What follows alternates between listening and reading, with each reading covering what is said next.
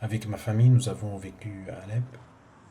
Quand j'étais petit, j'ai vécu dans une famille moyenne. On avait une vie à l'aise.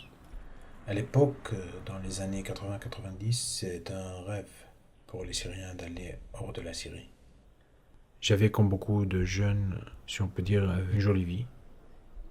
Mais pour mon enfance, c'est toujours stable, pas de changement, pas de gros changements.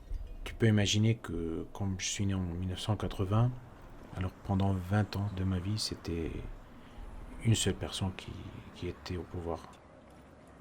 Et peu à peu, en grandissant, j'ai trouvé le volume de corruption dans le pays. Pour tout peuple, on ne doit pas critiquer le régime, on ne doit pas critiquer surtout le président, et on n'a pas le droit de critiquer en fait. Il y a des lignes rouges. Si tu connais bien les lignes rouges, si tu touches pas ces lignes, tu peux vivre en liberté. Et je me disais, je ne sais pas si on va continuer dans ce type de vie. En 2005, le peuple syrien, si on peut dire, a vu qu'il n'y a pas de changement. Il n'y a pas de vrai changement. C'était une illusion. Et en 2011, boum, les manifestations ont commencé. On a commencé à être militants contre le régime pour faire quelque chose pour notre pays. Mais ils m'ont arrêté une fois. Ils m'ont détenu au mois de juin 2011. Ils ont arrêté ma sœur après, en décembre 2013. Et pour moi, ils m'ont dit, si tu as encore ce type d'activité contre l'État, ce sera la dernière fois. Si tu rentres, tu sors jamais. Moi, j'ai pris le deuxième choix, de rester dans le pays, mais je parle rien. Après, je m'isole, mais je parle rien.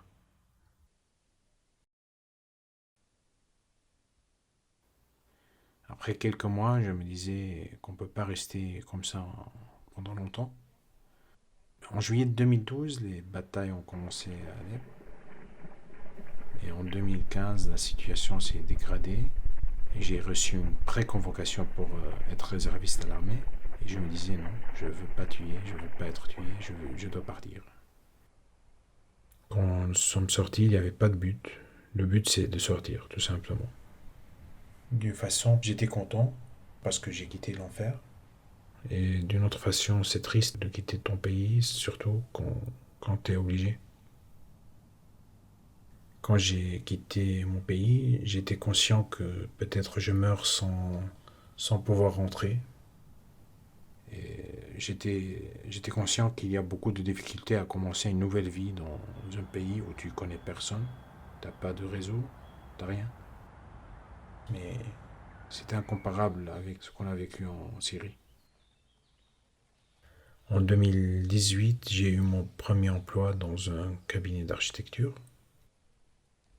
Et pendant l'été de 2019, j'ai fait du bénévolat avec GRS. C'est le service de jésuites pour les réfugiés. Et j'ai bien aimé l'ambiance. J'ai travaillé avec la même association en fait en Syrie pendant 3 ans.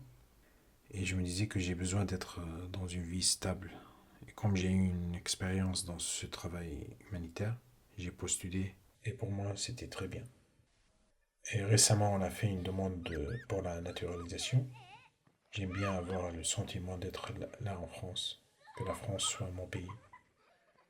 Comme je ne peux pas rentrer en Syrie un jour avec cette situation, même si à l'avenir j'espère ça, s'il y a un changement politique, un vrai changement politique, j'aimerais bien rentrer visiter mon pays, bien sûr.